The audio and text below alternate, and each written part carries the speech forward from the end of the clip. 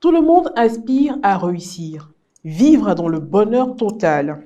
Pour y parvenir, le commun des mortels a choisi une voie, le travail. Même si certaines personnes aujourd'hui préfèrent la facilité, qui ne cesse de faire croître le nombre des vices sociaux. Une chose est sûre, l'homme de la vieille école comme celui de la nouvelle génération retient cette sage citation de Bernard Balladadier. Le travail et après le travail, l'indépendance, mon enfant, n'être à la charge de personne. Mais est-ce que le travail seul suffit pour obtenir les clés de la réussite? Eh bien, pour répondre à cette question, nous recevons sur ce plateau, dans cette émission, Lewis Ekra, responsable RH au sein d'une organisation internationale. Il dispose d'une double formation supérieure en administration des affaires et management du capital humain. Il est membre du Grand Missi, entendez par là Ministère catholique d'intercession pour la Côte d'Ivoire. Il est également auteur du livre Protocole des palais pour percée professionnelle, un ouvrage de développement personnel. Lewis Ekra, bonjour. Bonjour madame. Soyez le bienvenu sur ce plateau. Merci. Merci d'avoir accepté notre invitation. À vous le merci. Alors, avant de partager avec nous ce que vous savez, donc votre expérience, permettez d'abord que nous sachions à qui est-ce que nous avons affaire. Donc, parler de votre parcours d'études jusqu'à ce qu'on arrive au parcours professionnel. Alors, disons, je suis un jeune Ivoirien et qui a fait des études normales, donc école primaire, secondaire et tout. J'ai eu on va dire un DUT en commerce et administration des affaires, vous l'avez mentionné, et ensuite un diplôme d'ingénieur en ressources humaines que j'ai obtenu tous les deux en fait au niveau de l'Institut national polytechnique Félix Houphouët-Boigny de Yamoussoukro. Après, bien sûr, dans le cadre de ma carrière, j'ai dû faire d'autres certificats, comme par exemple Leadership Management au niveau de Dale Carnegie Training, qui est un certificat international. En termes d'expérience, je totalise aujourd'hui plus de 12 années d'expérience professionnelle. J'ai travaillé au niveau local dans des PME. Ensuite, j'ai rejoint des organisations internationales à l'extérieur du pays. Je suis revenu. J'ai déjà été DRH pour plus de 16 pays ici en Côte d'Ivoire. Et puis depuis un peu plus d'1 an, je suis encore reparti à l'international avec une organisation bien connue. Très bien. Permettez que nous revenions un peu sur les bancs, voilà, dans cet établissement d'excellence, INPHB. Alors, comment est-ce que vous avez vécu ce parcours-là, ce parcours d'études dans ce lieu qui est réputé pour des personnes vraiment qui ont la tête pleine, des personnes intelligentes, des personnes qui bossent, donc qui travaillent, qui se donnent beaucoup au travail? On va dire qu'on l'a très bien vécu et ça a surtout influencé qui nous sommes aujourd'hui. Il y a d'abord la recherche de l'excellence et il n'y a pas que la recherche de l'excellence, on va dire seulement éducative.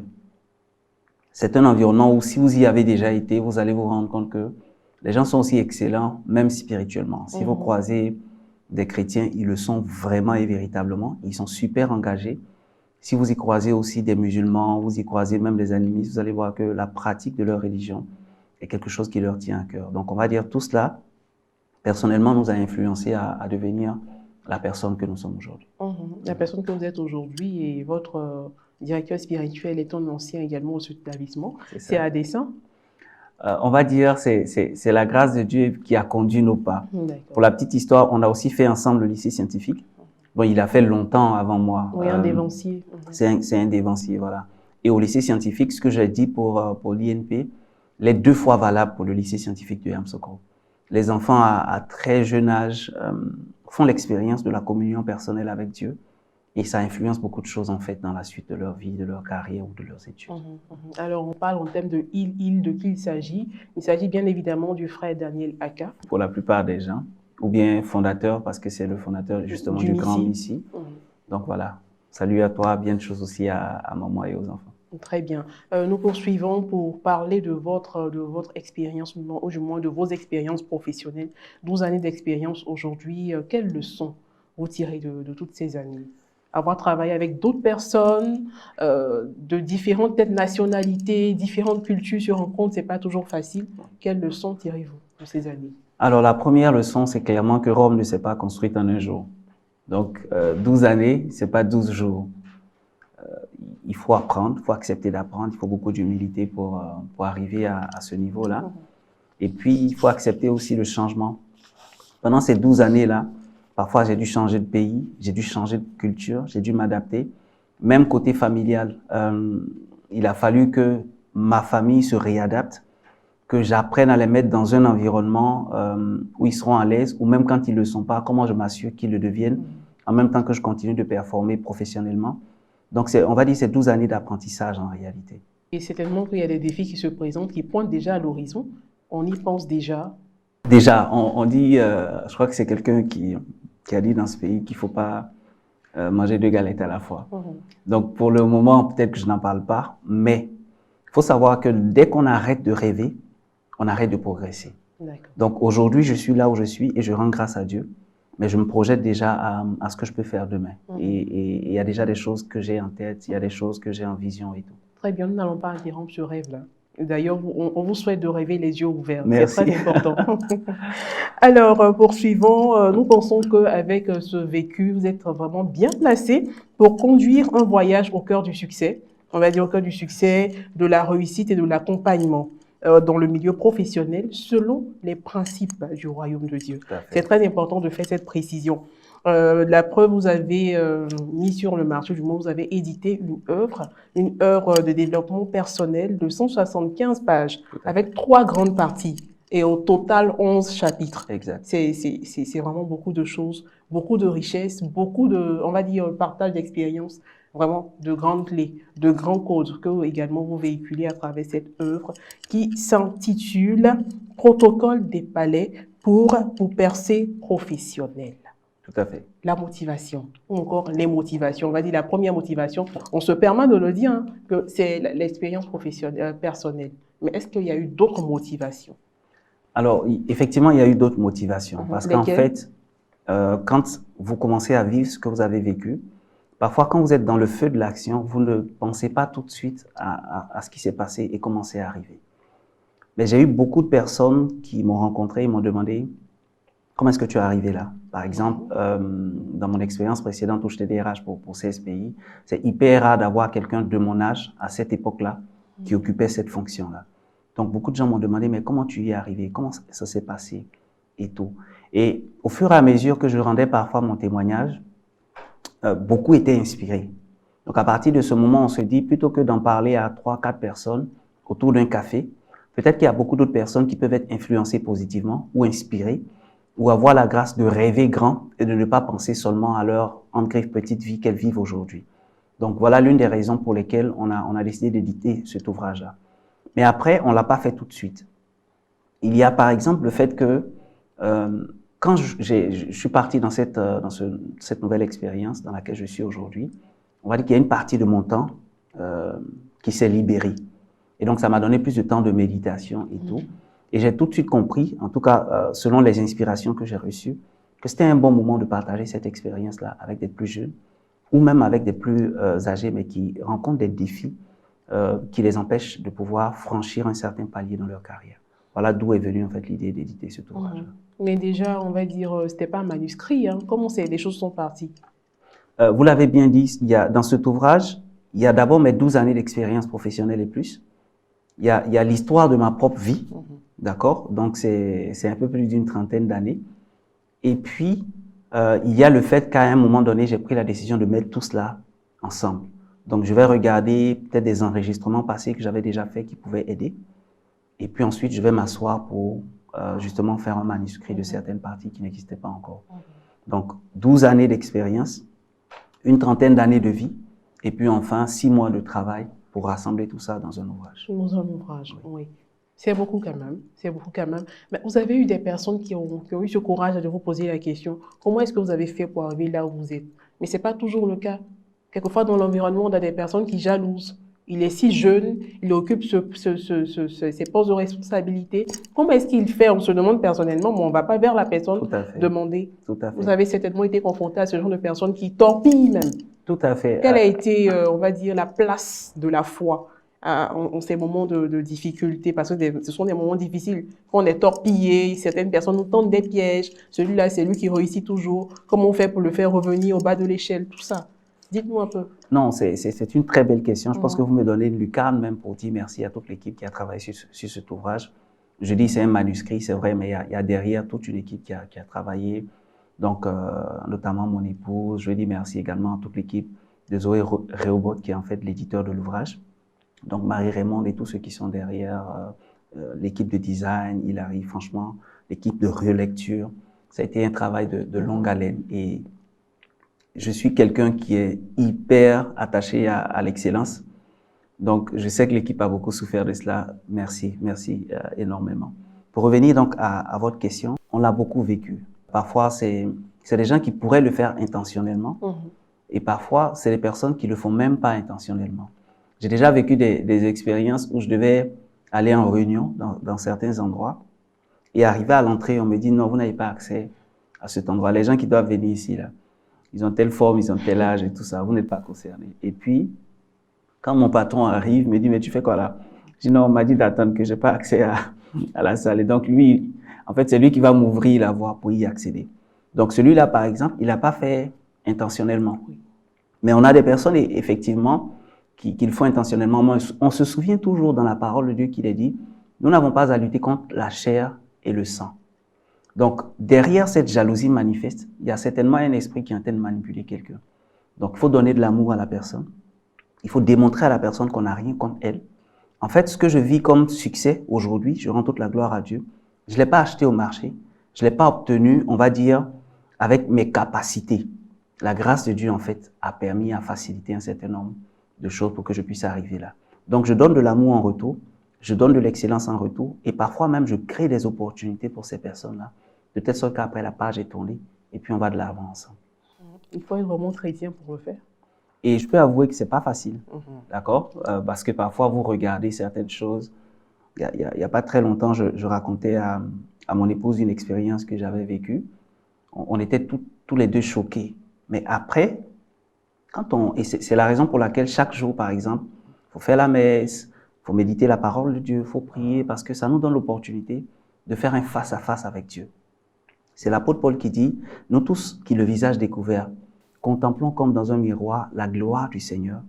Nous sommes transformés en la même image, de gloire en gloire, par le Seigneur, l'Esprit. La réalité, c'est que le fait que nous soyons en train de contempler Dieu, d'adorer Dieu, ça permet à ce que son amour, sa nature, ses vertus, ses valeurs puissent se refléter en nous. Donc, tout ce qui est penchant mauvais en nous peut mourir. Et puis, la vie de Dieu peut jaillir au travers de nous pour qu'on puisse continuer dans notre carrière. Donc, c'est grâce à la prière que vous avez pu vaincre Exactement. tout cela, tous les plans de l'ennemi et tout. Très bien. D'accord. C'est sûr que certaines personnes feront comme vous. Nous poursuivons pour parler de, on va dire aujourd'hui, la cible visée.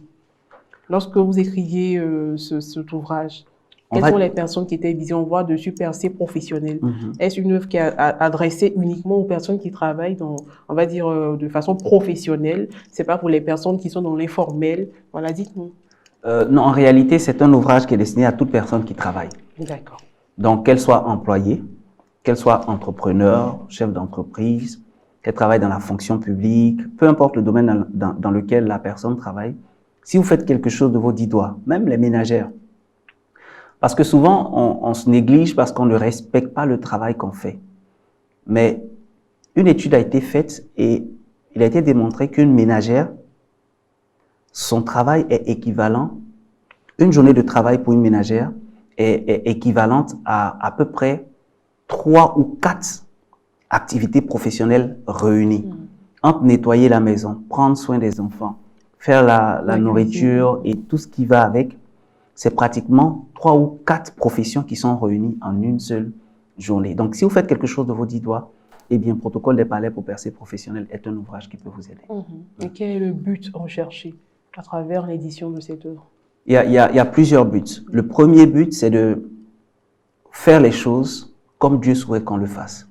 D'accord? Dans Matthieu chapitre 5, il dit que votre lumière brille ou bien luise de telle sorte que les autres, en voyant votre lumière briller, rendent gloire à votre Père qui est dans les cieux.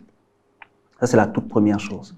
Que les chrétiens en général, ou tout être humain, pendant qu'il est en train de travailler, travaille avec excellence dans l'idée de rendre un service à la dimension de Dieu. La deuxième chose, c'est que lorsque Dieu nous crée, Dieu rattache à chacune de nos vies une vocation.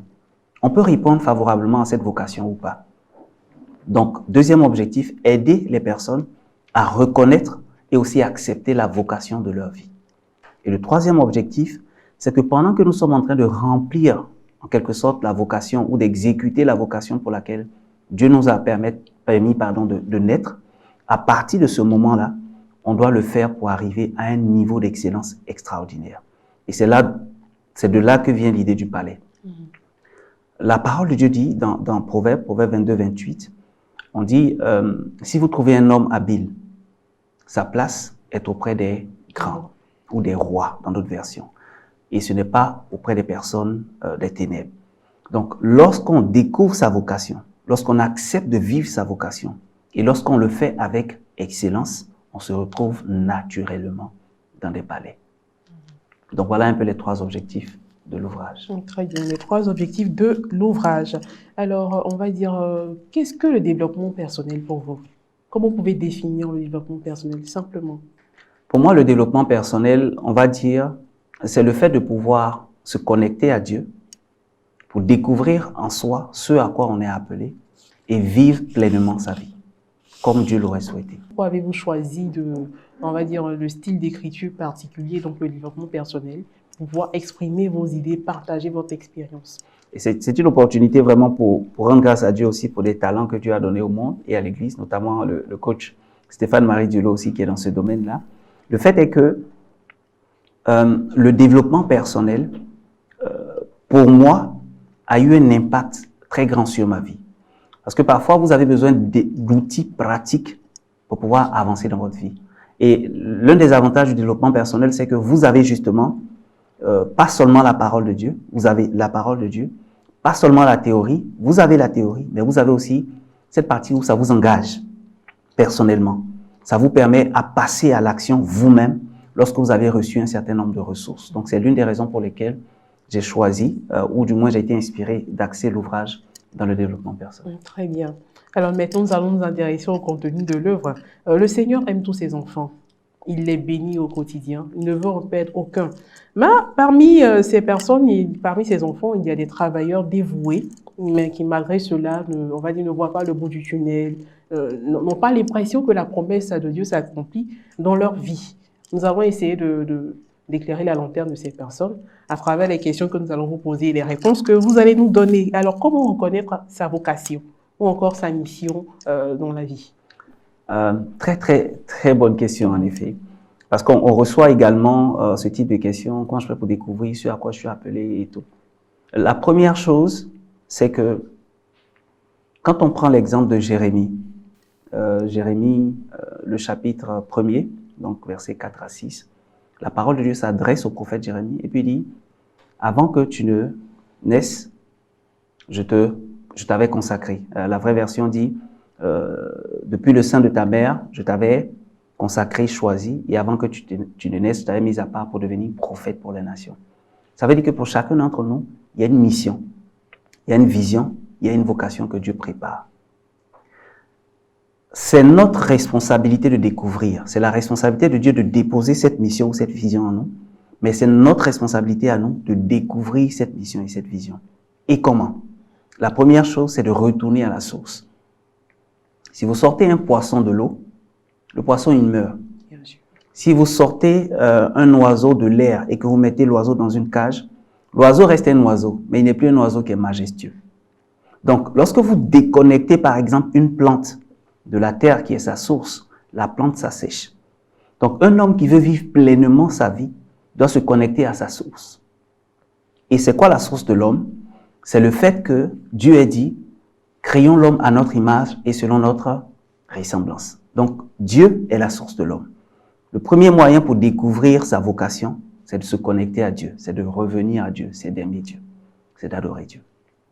La deuxième chose, c'est que lorsqu'on est connecté à Dieu, Dieu va nous donner des signaux. La parole de Dieu nous dit, Dieu parle tantôt d'une manière, tantôt d'une autre. Donc, il y a des choses qu'on aime naturellement. Voyez, si on entre dans ce studio, à 5, il y a des personnes, quand elles vont rentrer dans le studio, c'est les couleurs qu'elles vont voir. Il y a d'autres qui vont simplement voir la disposition des chaises. Il y a d'autres personnes, quand elles vont rentrer, c'est la manière dont nous sommes coiffés qui va les intéresser. Autrement dit, par les choses qui sont des sujets d'intérêt pour nous, Dieu nous parle sur notre vocation. Donc, Dieu nous attire vers quelque chose de précis. Il y a d'autres choses également qui peuvent influencer ça. Les personnes qui nous inspirent. On peut regarder dans notre environnement et voir que Drogba m'inspire. Lionel Messi m'inspire.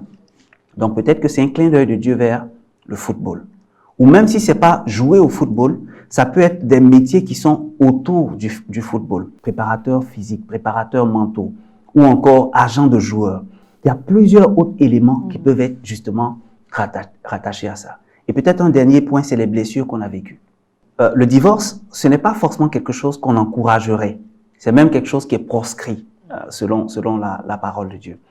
Mais le fait est qu'il y a des personnes qui ont vécu des blessures dans leur vie au travers du divorce et ça a totalement métamorphosé leur vie. Vous prenez quelqu'un comme Oprah Winfrey aux États-Unis ou encore une prédicatrice bien connue, Joyce Meyer. Au travers des blessures que ces personnes ont connues, elles sont devenues ce qu'elles sont aujourd'hui. Elles ont appris à guérir d'abord de leurs blessures et à devenir des conseillers, des mentors, des intervenants qui sont écoutés par des millions et des millions de personnes sur la planète Terre. Donc, votre blessure, ce par quoi vous passez, la douleur que vous vivez aujourd'hui, pourrait devenir un instrument, un moyen par lequel vous découvrez qu'en réalité, vous êtes quelqu'un que Dieu appelle à accompagner ceux qui sont passés par là.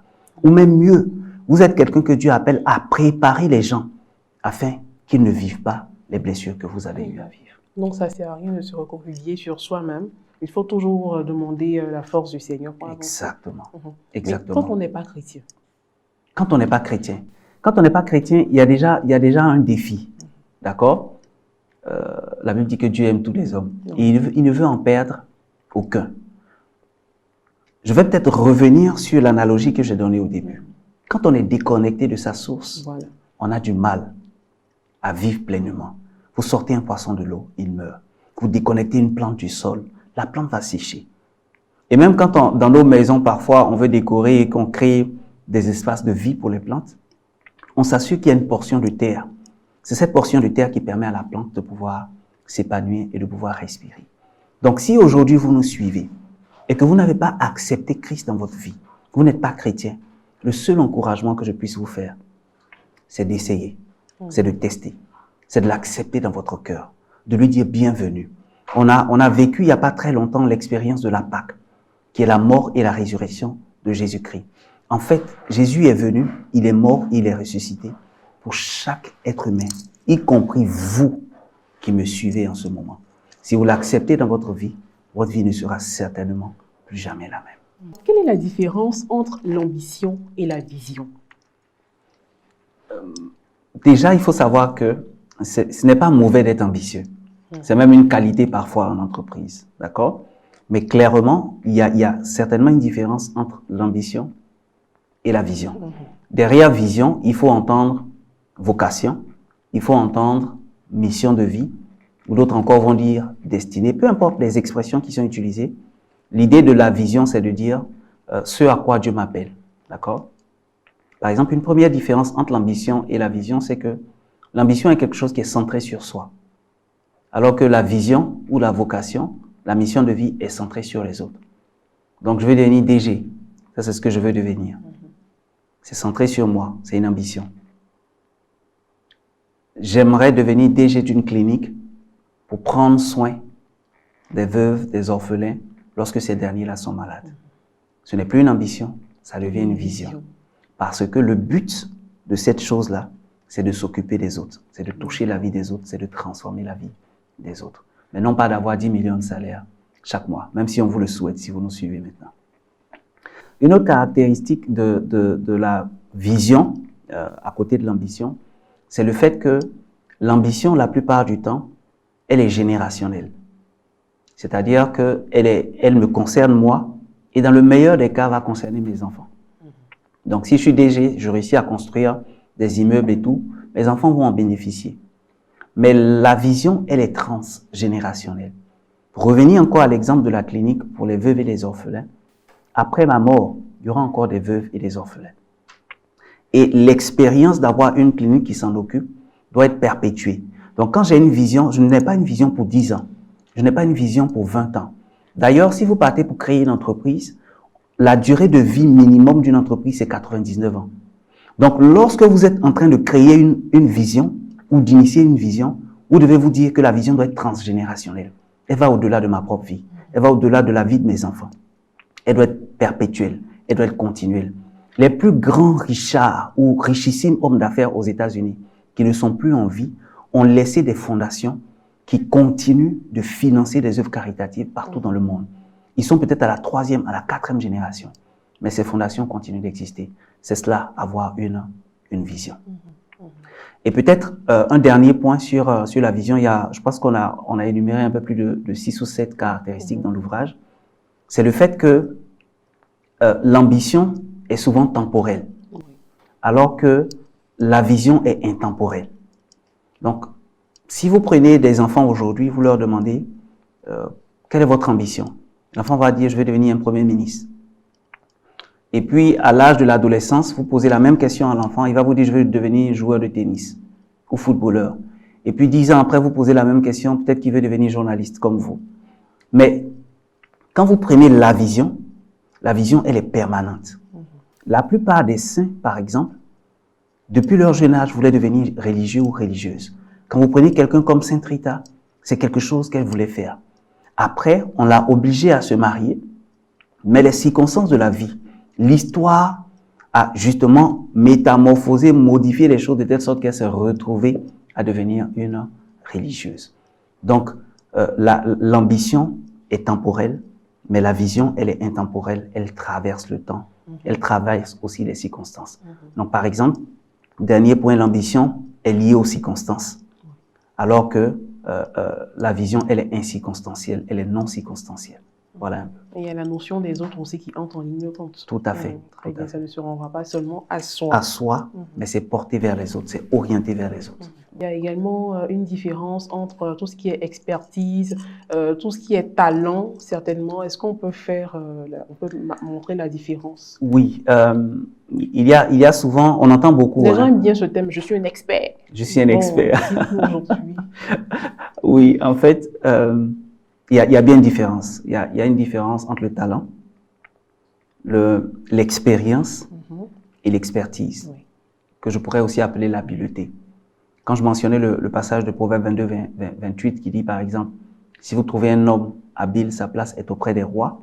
Derrière le habile, ce n'est pas l'expérience. Derrière le habile ou l'habileté, c'est l'expertise. Le talent, on va dire, c'est comme un don. C'est quelque chose qu'on a reçu. Inné. Ok, ça pourrait être inné. Donc, il y en a qui naissent en sachant chanter, par exemple. Ok, ça pourrait être inné. Mais le talent, il peut aussi se développer. D'accord. Vous savez, aujourd'hui, tout s'apprend. D'accord, on peut dire qu'il a le talent de jouer à la musique. Si vous prenez l'exemple des enfants, ok, les enfants ne naissent pas en sachant jouer. Mais les enfants peuvent apprendre à jouer à la guitare, au tennis. Et puis, quand ces personnes-là grandissent avec, cette chose qu'elles ont eu à acquérir par l'apprentissage devient un talent. Ensuite, on a l'expérience. L'expérience est le fait d'avoir pu confronter son talent ou alors ses compétences à quelque chose de pratique. Par exemple, vous avez certainement eu à faire des études en journalisme. C'est une compétence que vous développez, ou c'est un don, ou c'est un talent que vous arrivez à développer. Mais lorsque vous devenez journaliste à Ecclesia TV, vous êtes en train de confronter vos compétences à une réalité pratique. Et à partir de ce moment, ça devient une expérience. Par exemple, KTO doit vous recruter, vous vendez l'expérience et pas seulement la compétence. Vous vendez une compétence qui a eu l'opportunité de travailler dans un cadre professionnel pour se confronter à une certaine réalité. Ça, c'est l'expérience. L'expertise ou l'habileté, c'est une expérience qui a été bonifiée. C'est une expérience qui a été aiguisée. C'est une expérience, en fait, on va dire, qui est passée à un autre niveau. Lorsque, par exemple, des professionnels décident de faire de la formation continue, des professionnels décident de travailler un certain domaine spécifique. Prenons l'exemple de la médecine. On est médecin généraliste et ensuite on décide de faire de la spécialité en odonto, stomatologie, donc en médecine oculaire pour les yeux, pour l'ouïe et tout. À partir de ce moment, on commence à développer une expertise. On va au-delà de la compétence et de l'expérience. C'est une chose d'être ambitieux. Mais quand est-ce que, on va dire, cette qualité peut devenir une âme destructrice? Déjà, l'un des premiers éléments, Déjà, situez-nous. C'est une valeur, c'est une vertu, c'est quoi? C'est une qualité, on va dire que l'ambition, c'est d'abord une qualité. une qualité. En fait, Très bien. Dieu nous crée avec un fort désir d'accomplissement. Nous sommes tous des gens qui veulent devenir quelqu'un, peu importe le domaine qu'on choisit. D'accord? Donc ça, c'est un désir inné que Dieu dépose en nous. Donc à l'origine, l'ambition, c'est une qualité. Maintenant, là où l'ambition pourrait être pervertie ou bien devient dangereuse, c'est le fait que, premièrement, on jalouse. On veut ce qui est chez l'autre. D'accord? Moi, je fais du développement personnel et je vais avoir le même succès que le coach Stéphane Marie Diolo. Mais il s'appelle Stéphane Marie Diolo. Je m'appelle Lewis Ekra. Nos noms signifient clairement qu'on n'est pas appelé à avoir le même niveau d'impact, le même niveau de succès. On aura des succès qui diffèrent. Donc, l'ambition, elle sera une valeur tant qu'on ne se projette pas pour rentrer dans de la compétition, pour rentrer dans de la jalousie ou dans le désir de prendre la place de l'autre. C'est ce qui est arrivé à Caïn et Abel.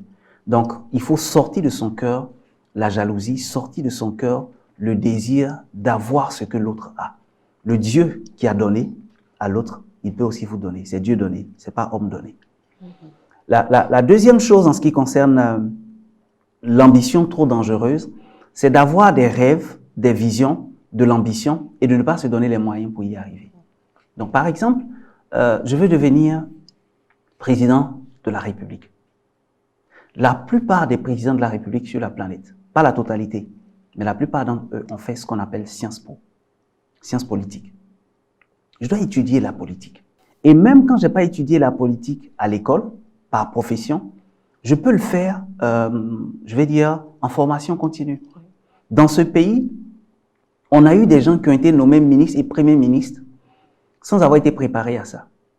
Mais ces personnes ont quitté le gouvernement pendant peut-être 3 mois ou 6 mois, disparus des radars, et sont allés se former en France. Quand ces personnes sont revenues, elles avaient la carrure qui correspondait à l'opportunité. Donc la trop grande ambition, c'est d'avoir un rêve et de ne pas avoir les moyens, ou du moins ne pas se donner les moyens de pouvoir réaliser ce rêve-là. J'ai l'habitude de dire que le plus grand rêve, c'est pas celui qu'on fait en dormant, mais c'est celui qui nous empêche de dormir. Le vrai rêve, c'est celui qui nous permet de repousser l'heure de sommeil. C'est celui qui nous permet de rapprocher l'heure du réveil, parce qu'on veut se donner les moyens de pouvoir réaliser ce rêve-là.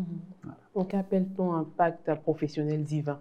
C'est une expression qui a un lien avec ce que je vais appeler le transfert de la présence de Dieu. Vous voyez, les saints, les saintes, et c'est Saint José Maria Escrivá de Balaguer qui le dit.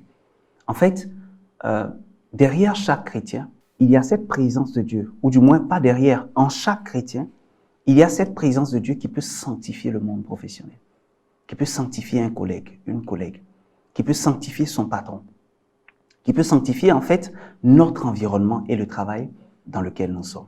Donc ce que nous appelons impact professionnel divin, c'est travailler, bien travailler, travailler avec excellence, travailler avec les vertus de Dieu et obtenir le succès qui ressemble à Dieu, de telle sorte qu'on puisse produire dans la vie de ceux qui sont autour de nous l'impact que Jésus-Christ aurait produit si c'était lui qui était en train de travailler à notre place. Comment discerner le plan de Dieu pour nous, on va dire, dans le domaine professionnel?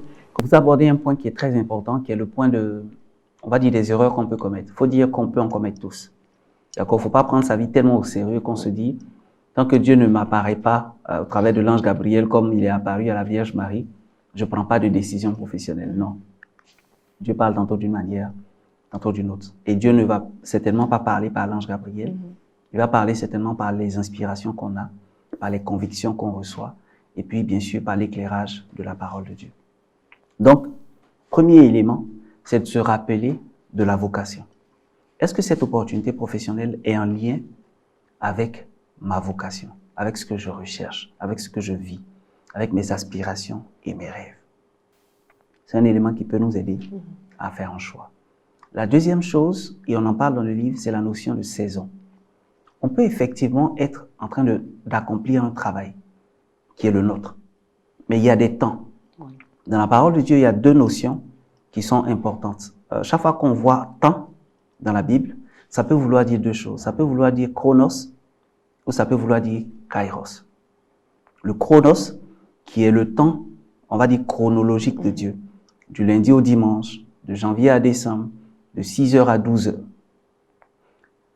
Et puis, il y a le kairos, qui est le temps favorable, la saison voulue. En fait, c'est la période propice pour une chose.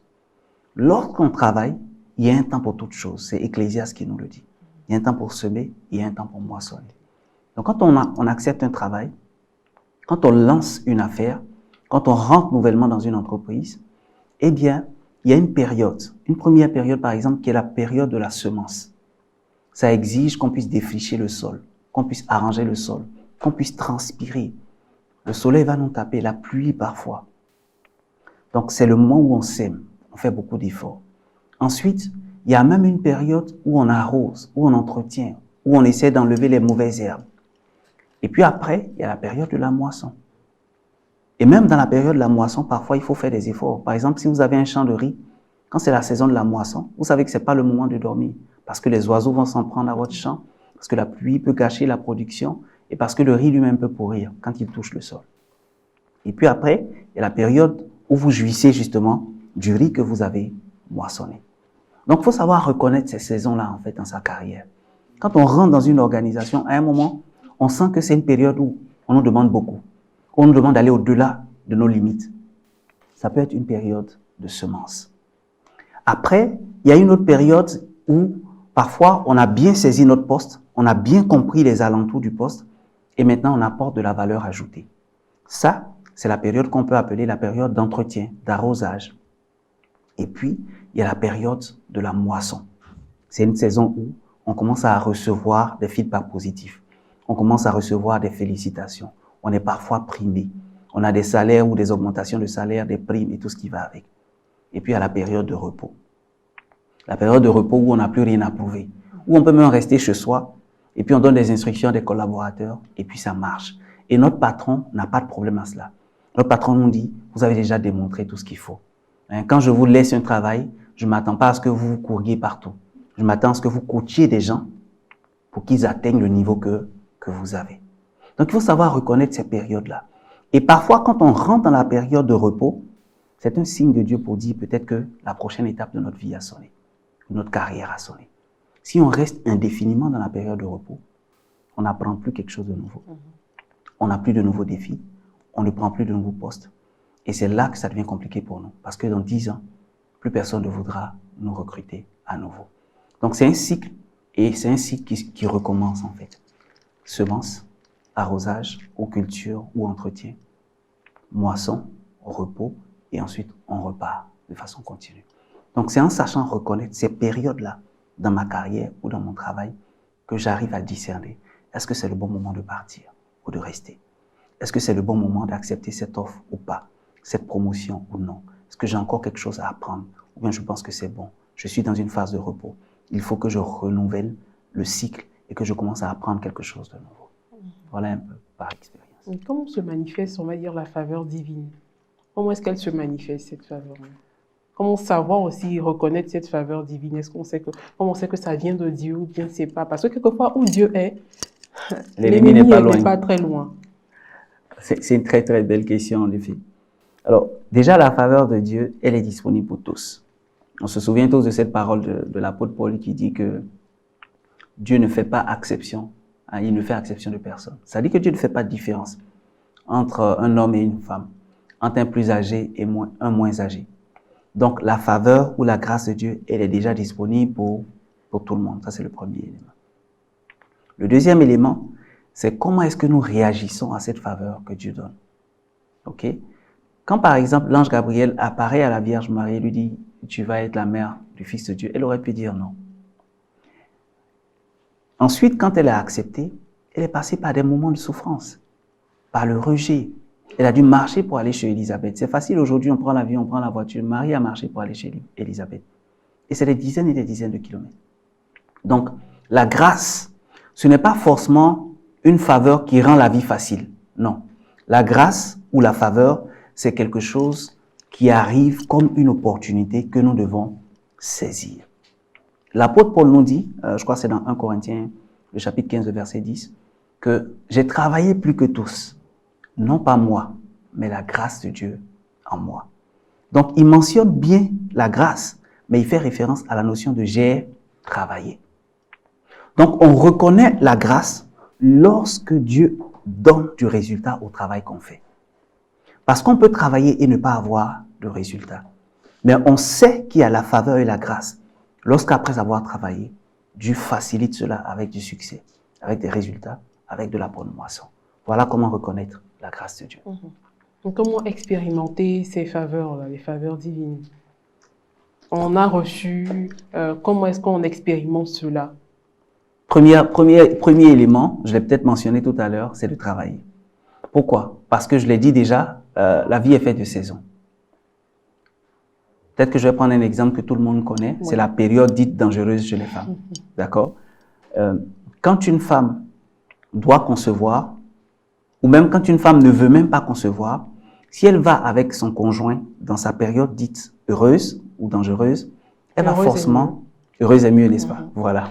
Donc, quand elle va avec son homme, à un moment donné, elle va tomber enceinte. Elle va concevoir un enfant. Mais cette période, elle arrive une fois par mois. Et chaque mois, cette période-là revient. Donc, dans la carrière d'une personne, il y a des cycles. Vous pouvez remarquer, il y a des périodes de votre vie où les gens vous appellent pour vous faire des propositions. Et puis, il y a des périodes où c'est comme si on vous a oublié. La saison sèche. La saison sèche, exactement. Donc, c'est normal pour une personne de passer par ces moments-là. Mais nous, notre responsabilité, c'est de travailler. C'est de travailler tout le temps. L'apôtre Paul dit prêcher à temps et aussi prêcher à contre-temps. Aujourd'hui, il y a même les cultures qu'on appelle les cultures contre saison. C'est-à-dire, ce n'est pas la saison de la culture, mais on travaille pour pouvoir cultiver et obtenir du résultat. Donc, la première chose pour bénéficier de la grâce, c'est de travailler, de bien travailler tout le temps. J'aime mon patron, je ne l'aime pas. L'entreprise me paye, elle ne me paye pas. Les salaires sont en retard, ils ne sont pas en retard. Le business que j'ai commencé, il ne marche pas. Peu importe la saison, il faut travailler. Ensuite, la deuxième chose, c'est aussi de confier son travail à Dieu. Dans le travail qu'on a, il y a une dimension naturelle et il y a une dimension surnaturelle. Donc, la dimension sur le naturel, c'est la part de Dieu. Et il y a des choses qu'on peut activer dans la dimension surnaturelle. Par exemple, le denier de culte. OK? C'est de donner une journée de travail à Dieu. Si je suis payé 3 millions par mois, la journée de travail, je divise 3 millions par 30, ça fait 100 000. Ça veut dire que ma journée de travail coûte 100 000 francs CFA. Et je donne ça à Dieu, c'est mon denier de culte. Je ne vais pas donner 10 000 après avoir garé la grosse voiture climatisée. Je vais donner les 100 000 francs comme mon denier de culte. C'est ça ma journée de travail. Il y a ce qu'on appelle les quêtes. Il y a mes contributions dans la construction de l'église.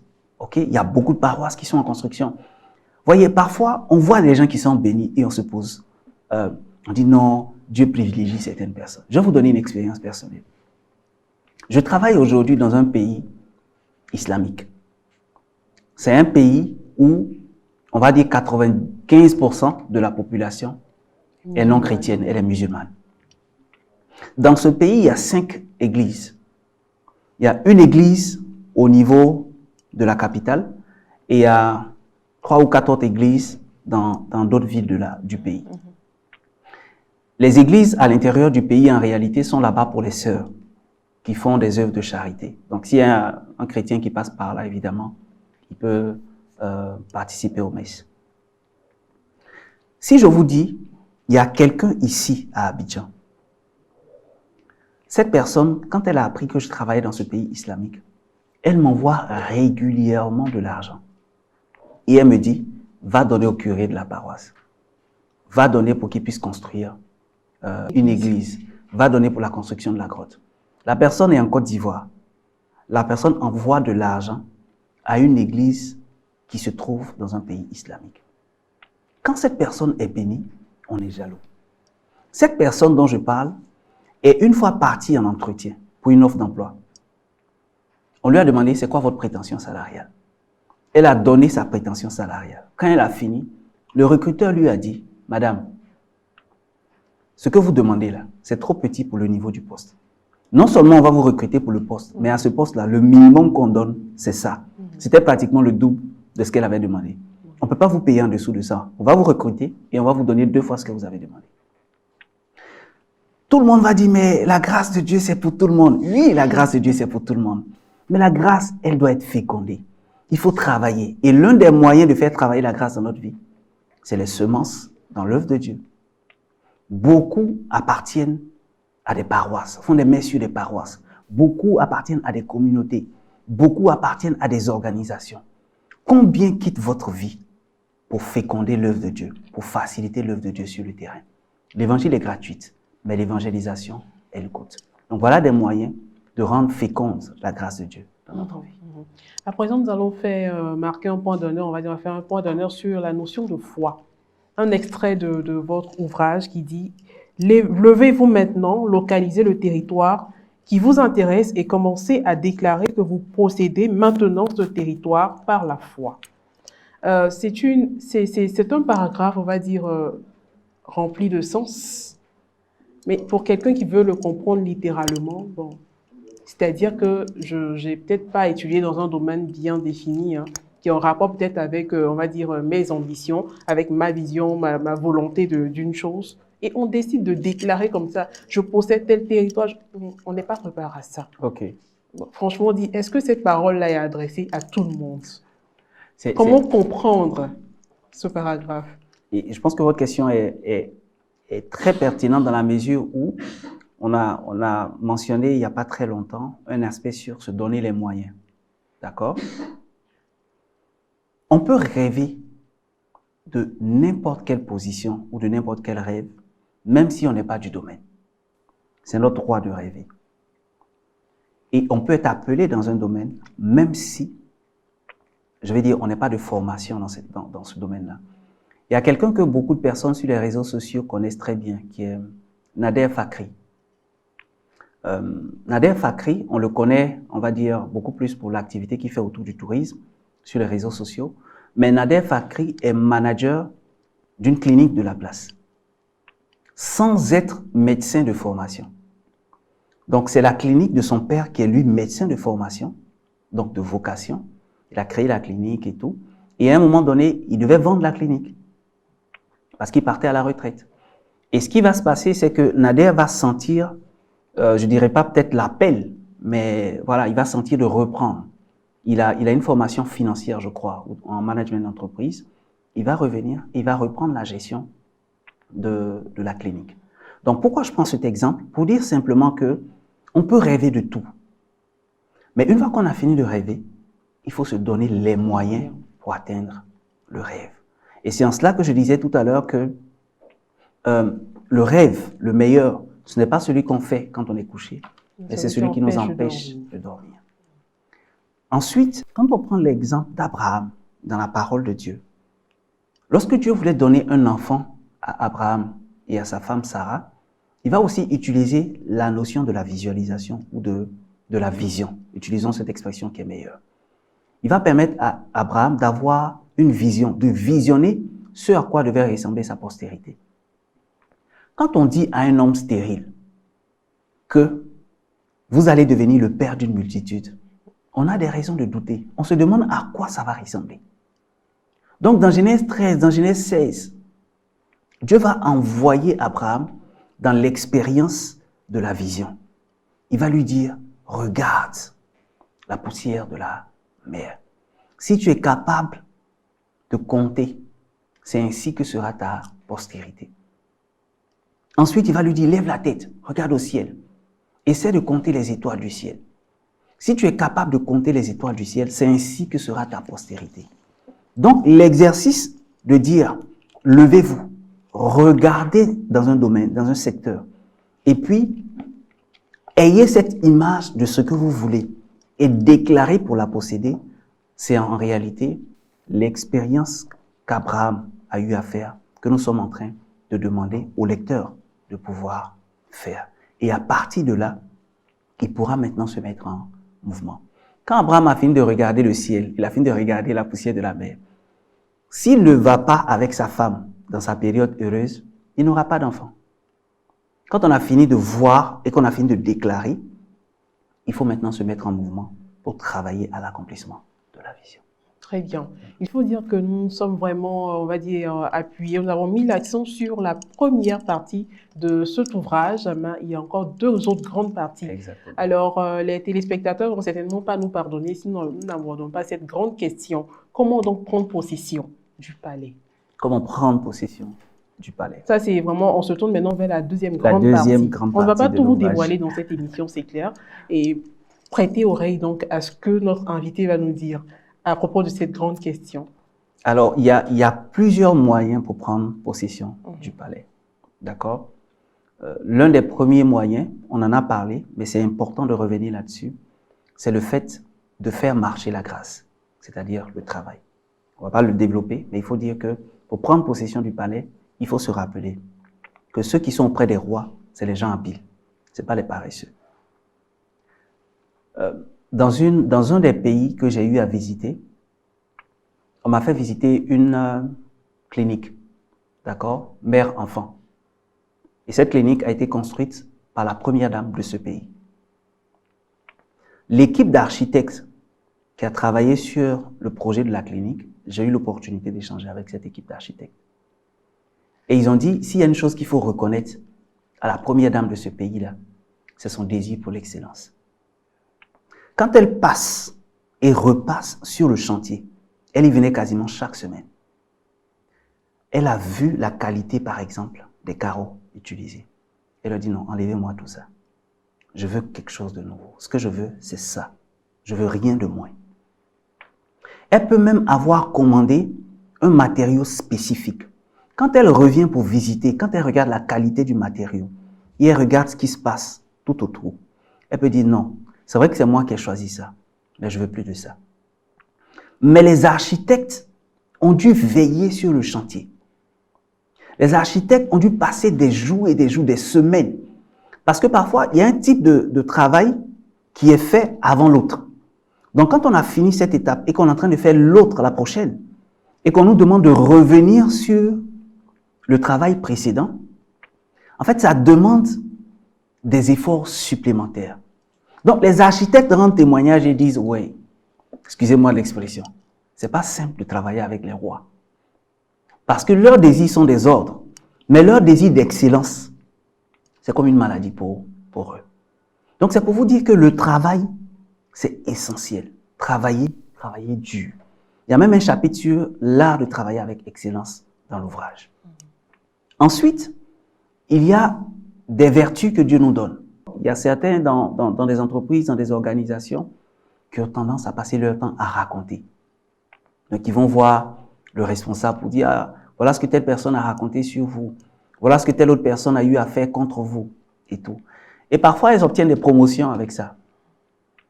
Mais une promotion qui n'est pas construite sur du solide, elle va partir comme elle est venue. J'ai beaucoup parlé de processus. Dans la vie d'une personne, il y a deux axes majeurs sur lesquels Dieu travaille. Il y a les principes et les processus, et puis il y a les miracles. C'est la responsabilité de Dieu d'accomplir les miracles. C'est la responsabilité de l'homme d'épouser les principes. Si une femme est incapable de concevoir un enfant, Dieu va opérer un miracle pour que la femme ait la capacité de concevoir. Mais le principe de concevoir un enfant pendant 9 mois, Dieu ne va pas enlever ça. Parce que c'est le principe de la vie. Un enfant qui sort du sein maternel avant 9 mois est considéré comme un prématuré. La probabilité de perte de la vie est élevée. C'est pour ça que les médecins ont créé ce qu'on appelle les couveuses, pour répliquer les conditions normales de température et de pression dans le sein maternel à l'extérieur, pour que l'enfant puisse survivre.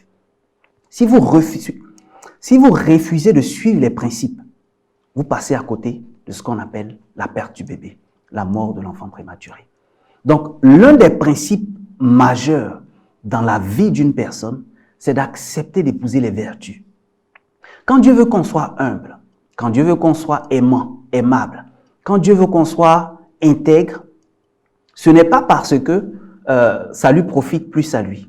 C'est parce que nous, en tant que des professionnels, si on est en train de travailler sur la base des principes, ce que nous allons construire comme succès est un succès qui sera durable, qui va perdurer, qui va rester dans le temps. Un peu comme la vision, ça sera intemporel, ça sera inconstanciel et ça sera transgénérationnel. Très bien. Nous avons pris vraiment beaucoup de plaisir à vous écouter, nous donner toutes ces notions, nous former, on va dire en quelque sorte, durant 52 minutes d'émission. Que devons-nous retenir au terme de cette émission vraiment très riche, nous le pensons. Merci encore une fois pour l'invitation. C'est un honneur et un privilège d'avoir été sur votre plateau. Et clairement, ce qu'il faut retenir, c'est que Dieu a un appel ou une vocation pour chaque être humain. Vous pouvez être un balayeur, un caméraman, un footballeur, une journaliste ou un professionnel dans quelque domaine que ce soit. Mais dans cet appel, Dieu vous appelle à l'excellence. Et dans l'excellence auquel Dieu vous appelle, il vous appelle à arriver au sommet dans l'exercice de votre fonction. Voyez, le balayeur de l'hôtel président, le balayeur du Sofitel ou le balayeur de la chambre du président de la République, il est aussi au palais. Il n'est peut-être pas le président, mais son art est arrivé à un sommet où il balaie le palais. Donc, dans chacun de nos domaines, Dieu nous appelle à exercer avec excellence, de telle sorte qu'un roi à l'aéroport, un roi à la présidence, dans un royaume, dans un secteur d'activité, dans un domaine spécifique, puisse nous faire appel. Et le but ultime, c'est quoi? C'est que la vie de Dieu en nous, nous puissions communiquer cela au domaine, mais surtout aux personnes dans ce domaine, afin qu'elles puissent elles aussi donner leur vie à Christ et rendre gloire à Dieu en voyant les bonnes œuvres que nous sommes en train d'accomplir. Très bien. Lewis Ekra, merci. Merci infiniment de nous avoir fait l'amitié de cet échange. Chers téléspectateurs, nous rappelons que notre invité du jour est responsable RH au sein d'une organisation internationale. Il est également membre du Grand Missi, entendez par là ministère catholique d'intercession pour la Côte d'Ivoire et aussi auteur de l'œuvre sur laquelle nous sommes appuyés aujourd'hui pour mener notre échange. Protocole des palais pour percer professionnels, une œuvre riche de développement personnel, une arme vraiment pour affronter la vie, on dira. Merci. Merci pour votre aimable attention. Merci également à toute l'équipe de production qui a permis la réalisation de cette émission. Merci à tous et à chacun. Que Dieu nous garde et on se dit à très bientôt pour un autre numéro de 52 minutes avec.